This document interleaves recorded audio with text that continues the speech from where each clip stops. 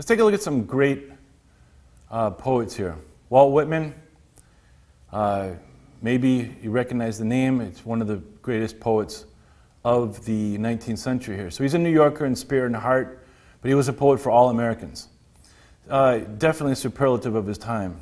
You could see his niche between transcendentalism and realism, or his niche between romanticism and realism, to be more specific, because there's a lot of subjective voice in what he says, but there's a lot of objective voice also.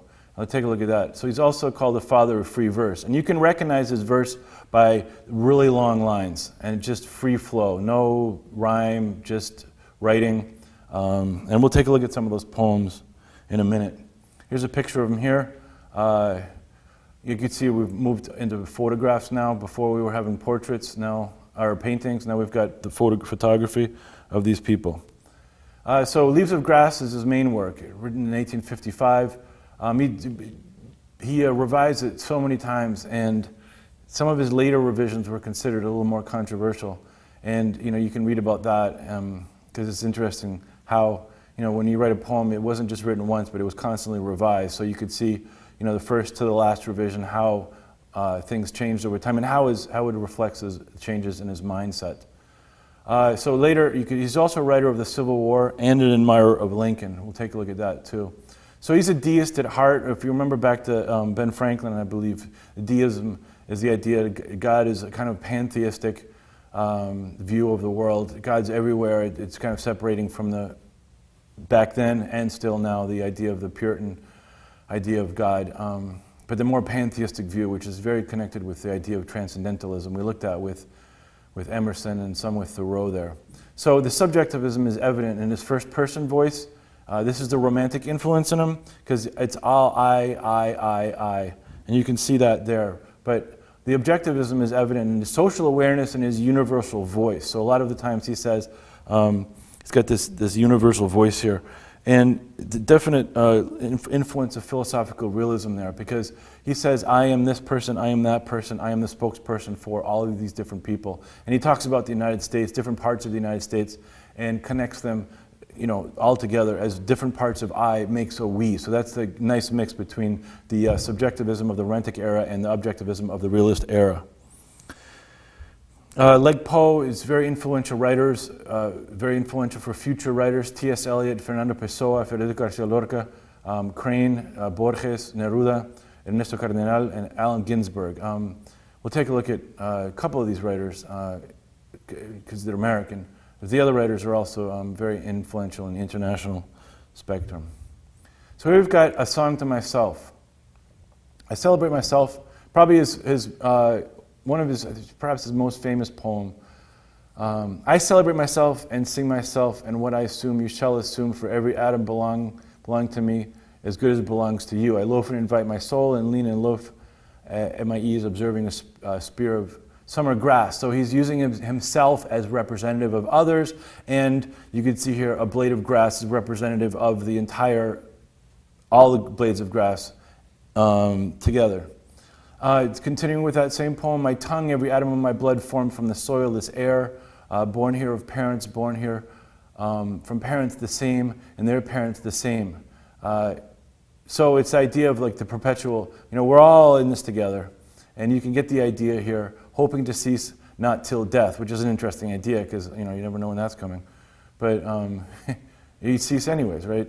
So it's the idea of I represent you, I represent myself in both time and space. I represent all of us, and even though it's a song of myself, it's myself as reminiscent of others. So taking a look here at another poem he has here, Beat, Beat Drums. We have an excerpt here. Beat drums, blow bugles, blow through the windows, through the doors, burst like a ruthless voice into the solemn church and scatter the congregation into the school where the scholar is studying. So this is influential here. You could see for the Civil War, and the whole idea here has an interest in is a departure from his previous style, and you can see here the idea of the drums, of getting people together on this. So this here, Leave not the bridegroom quiet, no happiness must have with the bride, nor the peaceful farmer any peace, plowing his field of gathering his grain.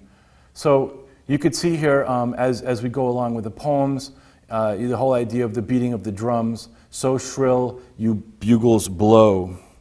So that is definitely a poem that has the same idea of, you have the same spirit, very positivism, kind of departing from the dark romanticism we see before. Now this is great. This is a great poem. I hear America singing.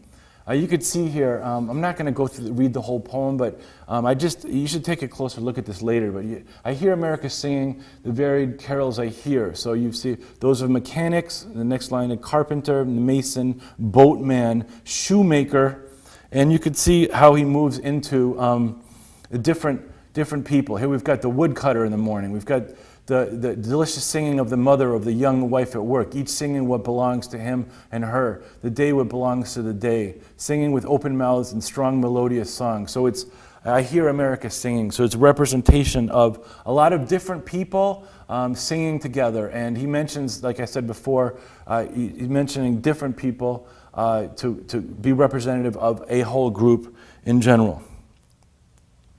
Let's take a look here at Frances Ellen Watkins Harper. So she, African-American abolitionist known for her poetry.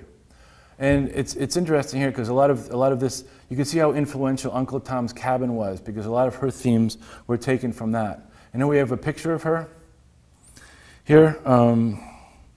And moving on, so she fought for the rights of African-Americans and women. And this is a nice addition to the African-American rights here because a lot of the women writers also wrote about women. And you can see here in her poems are inspirational and a good voice for African-American experience in America. Taking a look at here, Eliza Harris, an excerpt here, you could see, like a fawn from the arrows, startled and wild, a woman swept by us bearing a child. In her eye was the night of a settled despair, and her brow was overshadowed with anguish and care. So you could see here, it has kind of a traditional style to it. It's got a traditional voice. She wanted to write that way. In particular, you see some of the writers will write, in dialect, or they'll write more colloquial. And it's a choice that the writers make on purpose to be effective and try to get across to a particular audience.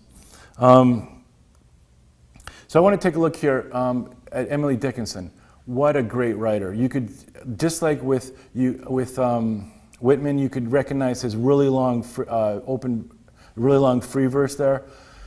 You could recognize Emily Dickinson by her poetry. It's very, very distinctive. I'll point that out in a sec. But she was a reclusive person, grew up in central Massachusetts, and lived at home her whole life. She wrote some 1,800 poems in her life. Wasn't really recognized as a great poet then, but now she's considered one of the great American poets of all time.